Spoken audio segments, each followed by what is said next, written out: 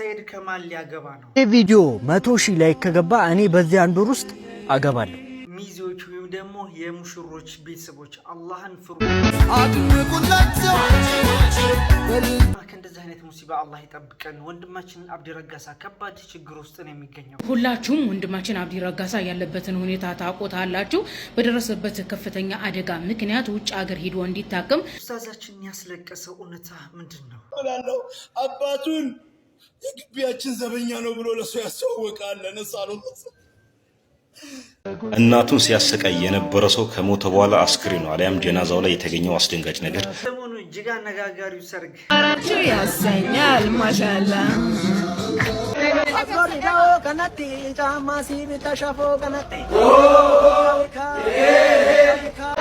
ግድ የላችሁም፣ ተስፋ አለን።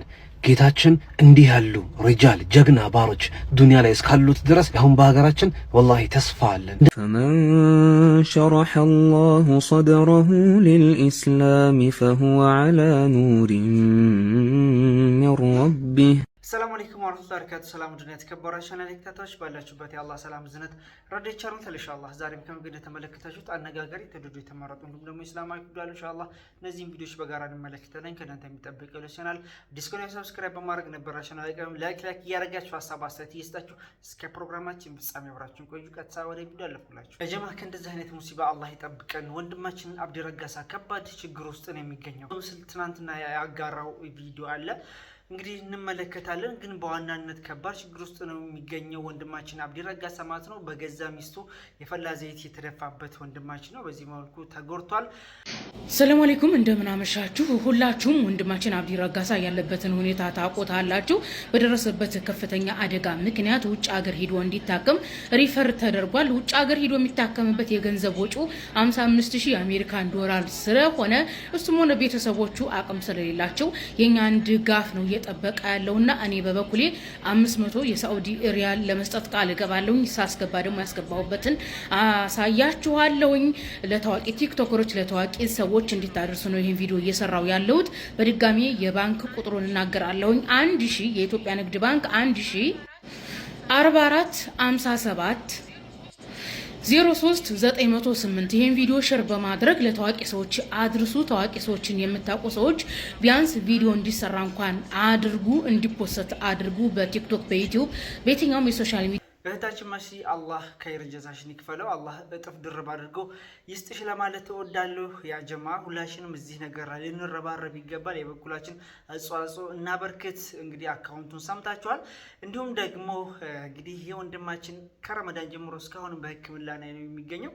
55,000 ዶላር ማለት እዚህ ግድም አይደለም፣ ወደ 8 ሚሊዮን ገደማ ይጠጋል።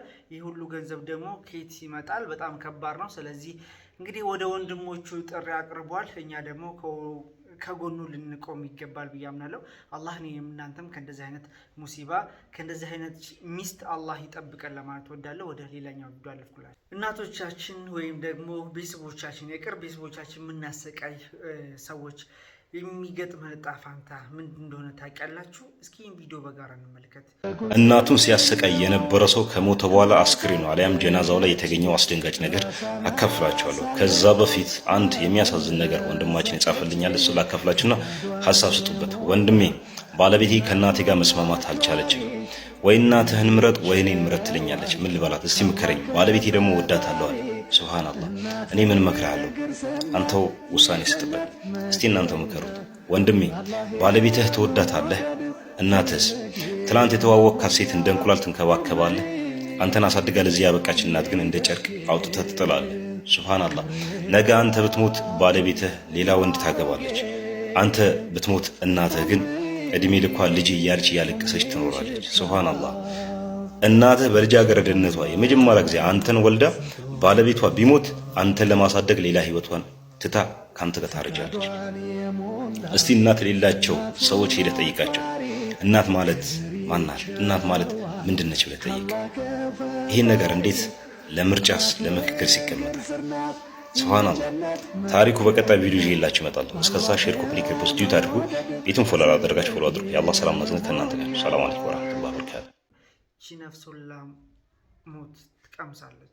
ስለዚህ ሁላችንም ራሳችን ልንፈትሽ ይገባል የሚለው እንግዲህ ወደ ራሳችን እንውሰድ ኢንሻአላህ። እንደተማረበት ተስፋ አድርጋለሁ። ሚዜዎች ወይም ደግሞ የሙሽሮች ቤተሰቦች አላህን ፍሩ ለማለት እወዳለሁ። ይህን ቪዲዮ በጋራ እንመልከት።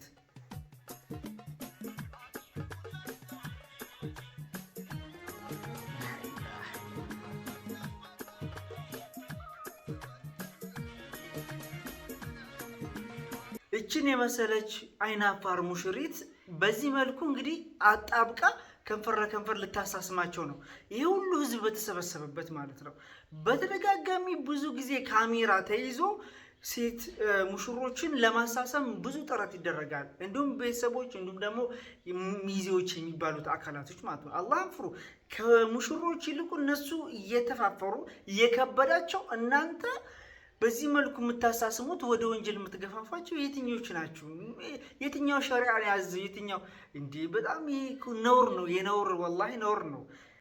እነሱ ሲሳሳሙ ራሱ እዛ ያለ ሰው ያፍራል። አይደለም እናንተ እንዲያ ልታላጥቋቸው ቀርቷችሁ ማለት ነው።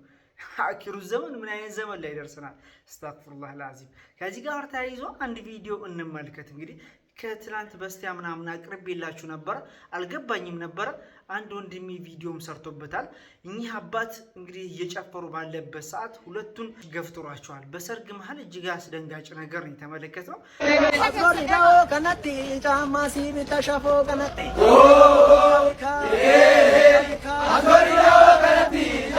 ግድ የላችሁም፣ ተስፋ አለን።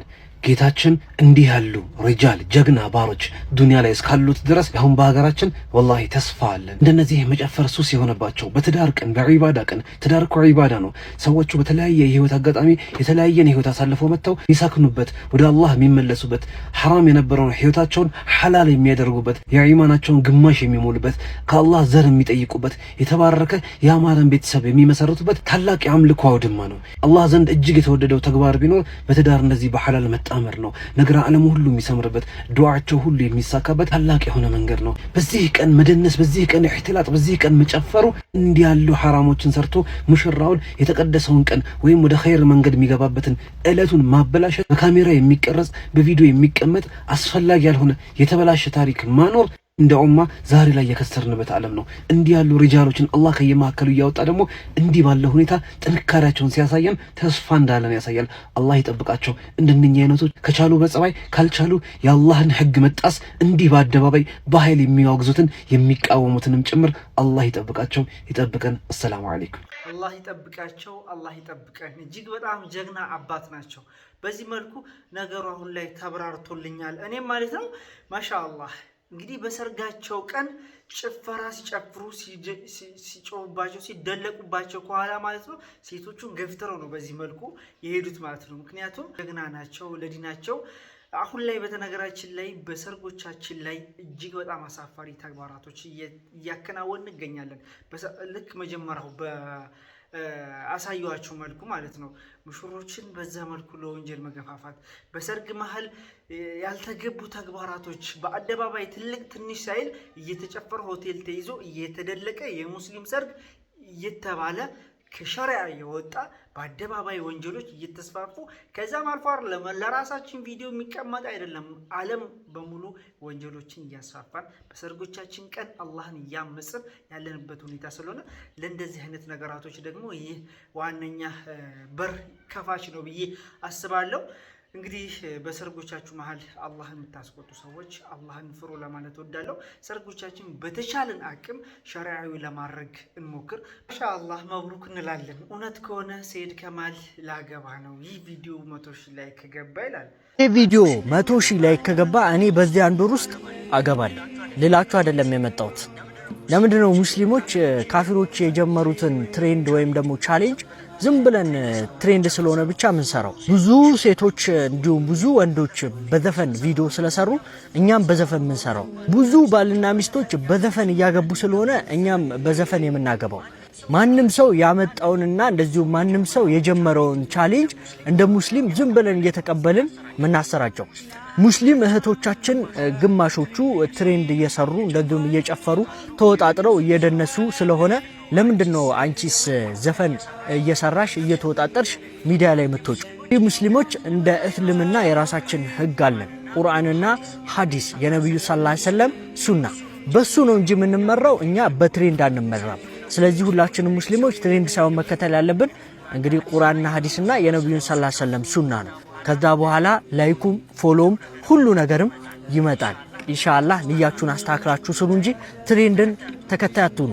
ትሬንድን ወይም ደግሞ ቻሌንጅን አንከተል ይላል። እጅግ በጣም ወሳኝ መልእክትን ያስተላለፈው በተለይ ቲክቶክ ላይ እንግዲህ ብዙዎቻችን ወንዶችም ሴቶችም አሁን ላይ ባለትዳሮች ሳይቀሩ የሆነ ነገር ሲፈጠር እንግዲህ እነሱን እየተከተልን ያልተገባ ተግባራቶች እንዲሁም ደግሞ በሙዚቃ በተለያዩ ነገራት አሁን በመዝሙር ሁሉ ቢሆን በቃ ትሬንድ ከሆነ መስራት አይቀርም። ብዙ ተግባራቶች እየተሰሩ ነው። ብዙ ወንጀሎች እየተስፋፉ ያለበት ይሳው ያንን ነገር አንከተል። እንዲሁም ደግሞ እኛ የምንመራበት ነገር አለ በቁርአንና በሐዲስ ነው። ከዛ ጋር ተያይዞ ጥሩ ነገር ብናስተላልፍ በቲክቶክም ሆነ በዩቲዩብ በተለያዩ ሶሻል ሚዲያ ጥሩ ተከታዮችን እናገኛለን። የግድ መጥፎ ነገር ሰርተን ወይም ደግሞ ወንጀል ሰርተን አይደለም ፎሎወር ልናመጣ የሚገባው።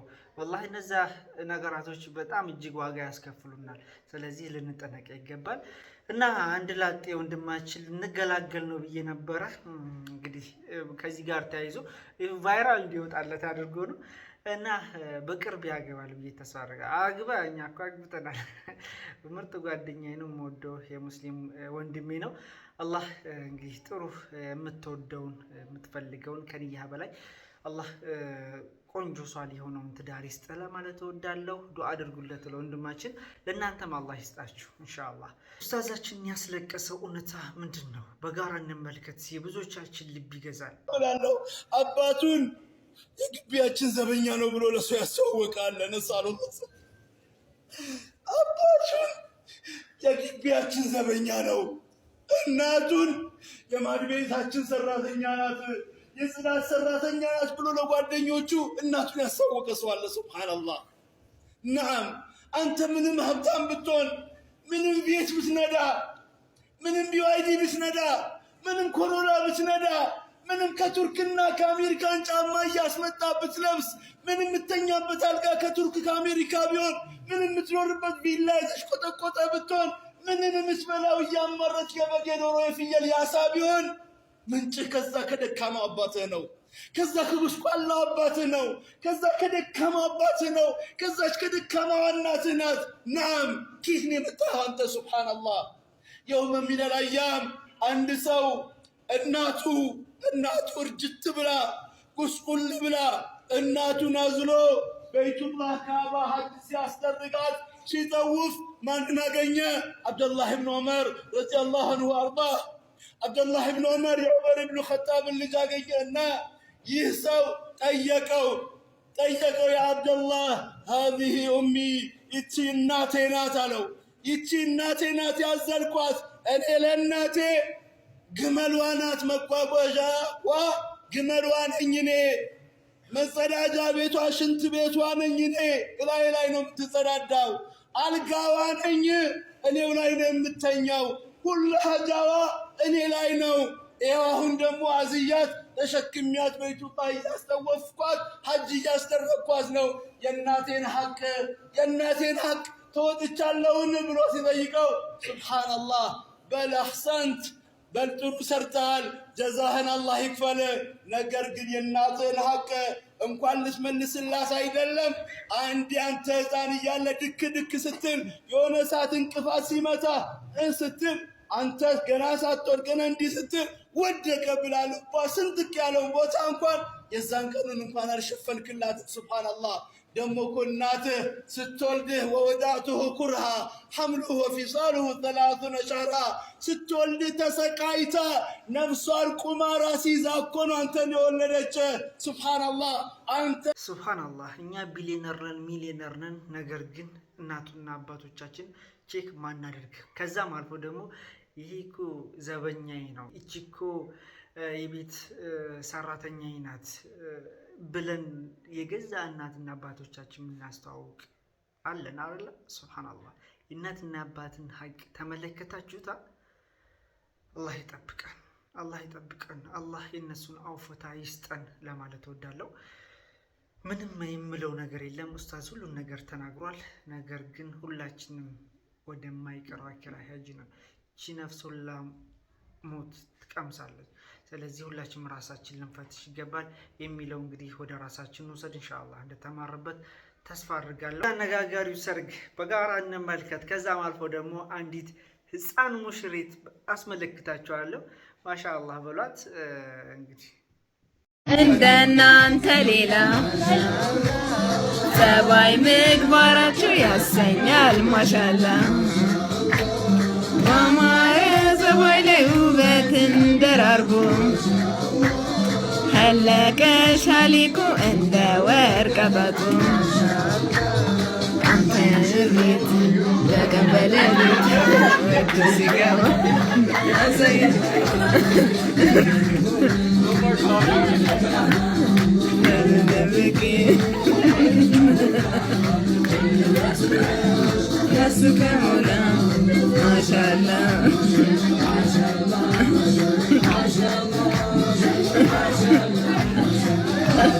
አላህ ያሳድግሽ ነው የምለው። እንግዲህ ከዛ ቪዲዮቹን ተመልከቷቸው። የነዚህ ሙሽሮች በጣም እጅግ መነጋገሪያ እንዲሁም ደግሞ በተለይ ሶሻል ሚዲያ ላይ በጣም እየተሰራጩ ካሉ ሰርጎች መካከል አንዱ ነው። በባለፈውም ሰርቼላችኋለሁ። በድጋሚ አልፎ መብሩክ ባረከላሁ ለኩም ወባረከ አለይኩም ወጀማ በይነኩማ ፊል ከይር። እንግዲህ ነጩን ጠብሰዋለች። አረብ መቼም አይደለም፣ አረብ አይመስልም። እንዳልኳቸው ወደ ሩሲያ ምናምን ይመስላል። እንግዲህ የኢትዮጵያን ሴቶች ወይም ደግሞ ሀበሾች አሁንም ወደ ውጭ ሀገር መኮብለላቸው እንግዲህ እያጠናከሩት ይገኛሉ። ለማንኛውም አሁንም እኛ ምንም ምንለው ነገር የለም ማሻአላህ ማለት ብቻ ነው እና ልጅቱን ግን አለማድነቅ አይቻልም። አላህ ያሳድግሽ ለማለት እወዳለሁ። በዚህ ሁኔታ በጣም እሱ ራሱ ተገርሞ እንዲህ ሁሉ እየተገረመ ወይም ደግሞ አብሯት ሁሉ እያጫወታት ነበረ ህፃኗን። ይህን ያክል ሪስፔክት ማድረግ ራሱ ትልቅ ነገር ነው እና ማሻአላህ ብለናል። ማሻአላህ። ለማንኛውም ያላገባችሁ ያገባችሁ የዛሬ ቪዲዮአችን ይመስል ነበር። አብራችሁ ስለቆያችሁ ከልብ አመሰግናለሁ። ወሰላሙ አለይኩም ወራህመቱላሂ ወበረካቱ። መልካም